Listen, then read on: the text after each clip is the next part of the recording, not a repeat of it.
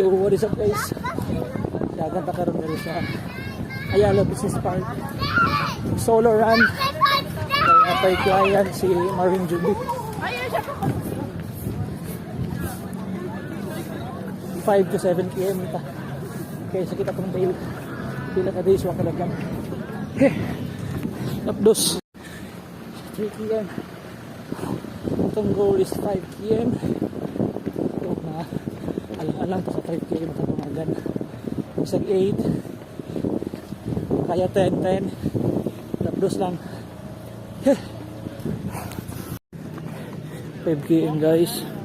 Water break ta, hindi ka tagtubig. Hydration with fresh mineral water.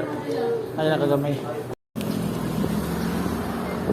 Ayun na guys, tingnan na ito 10 km makaya o dili, hindi na po na ito